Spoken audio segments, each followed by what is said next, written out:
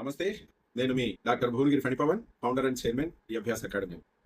ఈ వీడియో అభ్యాసి అనేటువంటి ఒక సిరీస్ని మీ ముందు ప్రజెంట్ చేసే ప్రయత్నం.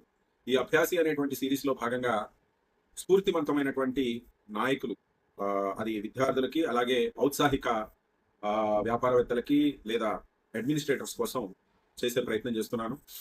ఈరోజు ఈనాడు పేపర్లో ఒక స్ఫూర్తివంతమైనటువంటి ఒక వ్యక్తి గురించి వచ్చింది.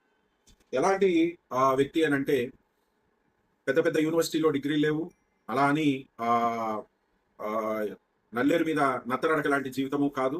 అయినా ఈరోజు వాట్సాప్ గ్లోబల్ సిఇఓగా నియమించబడినటువంటి అద్భుతమైనటువంటి వ్యక్తి కునాల్ షా. సో ముంబైలో పుట్టినటువంటి కునాల్ షా ఒక మధ్యతరగతి కుటుంబంలో పుట్టారు. వారి నాన్న వ్యాపారం అనేటువంటిది చేసేవారు. ఆ వ్యాపారంలో వచ్చినటువంటి ఒడిదుడుకుల మూలంగా చదువుకోవటానికే ఇబ్బంది అయినటువంటి పరిస్థితుల్లో కునాల్ షా చిన్న చిన్న ఉద్యోగాలు చేస్తూ ముంబైలో తన యొక్క అన్నయ్య, తన యొక్క తమ్ముడు తనకి ఫీజు కోసం చిన్న చిన్న ఉద్యోగాలు చేయటం, అలాగే తర్వాత కాలంలో డిటిపి ఆపరేటర్గా వర్క్ చేయటం, హోటల్స్లో వర్క్ చేయటం జరిగింది. ఆ తర్వాత కాలంలో 2000 సంవత్సరంలో వచ్చినటువంటి కంప్యూటర్ విప్లవంలో తను కూడా ఆ యొక్క స్కిల్స్ నేర్చుకోవాలి. కానీ ఇంటర్నెట్కి గంటకి 125 రూపాయలు ఖర్చు అవుతున్నటువంటి సందర్భంలో ఇంటర్నెట్ ట్యూటర్గా మారి తను కోర్సు రాత్రిపూట నేర్చుకొని అదే ఇన్స్టిట్యూషన్లో విద్యార్థులకు బోధించడం ద్వారా ఆ యొక్క ఇంటర్నెట్ యాక్సెస్ అనేటువంటి దాన్ని తీసుకోవడం. ఇక్కడ షా యొక్క గొప్పతనం ఏంటి అని అంటే, నాకు బాగా నచ్చిన అంశం, భారతీయ ప్రజల యొక్క మనస్తత్వాన్ని ఎప్పుడూ గమనిస్తూ ఉన్నటువంటి వ్యక్తి.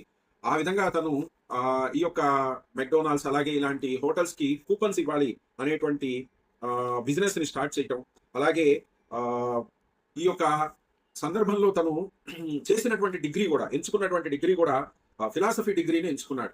ఎందుకు ఈ ఫిలాసఫీ డిగ్రీని ఎంచుకున్నాడు అని అంటే, తను చేస్తున్నటువంటి పార్ట్ టైం కి అనుగుణంగా ఉన్నటువంటి కోర్స్. ఆ ఫిలాసఫీ డిగ్రీ చేసిన తర్వాత ఇంకా మనుషుల్ని బాగా చదవటం, దాంతో అతను పైసా వాపస్ అనేటువంటి ఒక కంపెనీని స్టార్ట్ చేసి జనాలకి కూపన్స్ ద్వారా డబ్బులు వెనక్కి వచ్చేటువంటి బిజినెస్ చేయటం. అది కూడా సక్సెస్ అవ్వలేదు, అది ఫెయిల్ అయింది. దాని తర్వాత మంచి కంపెనీలో తన్ని ఉద్యోగిగా తీసుకోవటం, అక్కడ మంచి జ్ఞానాన్ని సంపాదించడం, మళ్ళీ తను వ్యాపారంలోకి రావాలనే ఉద్దేశంతో ఫ్రీ చార్జ్, మనందరికీ తెలుసు 2010 నుంచి 20 మధ్య కాలంలో దేశం మొత్తాన్ని ఊపేసినటువంటి ప్రోగ్రామ్ ఫ్రీ చార్జ్ అనేటువంటిది, రీఛార్జ్ ప్రోగ్రామ్ ని సృష్టికర్త.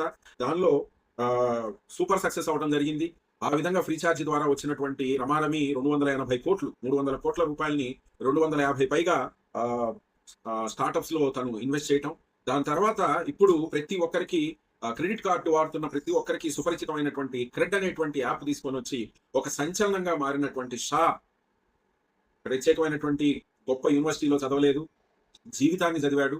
అలాగే గొప్ప సంస్థలతో కలిసి పనిచేశాడు. చేసి ఈ రోజు వాట్సాప్ పేమెంట్ హిస్టరీ అనేటువంటిది 8 సంవత్సరాల క్రితం ఏర్పాటు చేసినా కూడా అంత సక్సెస్ కాలేదు. సో వాళ్ళకి వెతకపోయిన తీగ కాలికి తగిలింది అన్నటువంటి విధంగా క్రెడ్ సిఇఓగా ఉన్నటువంటి షాని వాట్సాప్ గ్లోబల్ సిఇఓగా తీసుకోవడం జరిగింది. క్రెడ్ సంస్థలో రమారమి 300-400 కోట్లు పెట్టుబడి పెట్టి మెటా సంస్థ తన్ని సిఇఓగా తీసుకోవడం జరిగింది. విద్యార్థులు కానీ ఔత్సాహిక వ్యాపారవేత్తలు కానీ గొప్ప లెసన్ ఏంటి షా నుంచి అని అంటే, పడిపోయిన దగ్గర ఆగిపోవద్దు, అలాగే సమాజాన్ని చదవడం ఏనాడు ఆపవద్దు. ఇక్కడ తను తన యొక్క స్కిల్ ని ప్రతిసారి అప్డేట్ చేసుకుంటూ వచ్చాడు. అలా స్కిల్ ని అప్డేట్ చేసుకోవడం, సమాజాన్ని చదవడం, నెవర్ గివ్ అప్ యాటిట్యూడ్ అనేటువంటిది ఎప్పుడైనా ఉన్నత శిఖరాలకి చేర్పిస్తుంది. మరొక మంచి స్ఫూర్తివంతమైనటువంటి కథనంతో మళ్ళీ వద్దాం.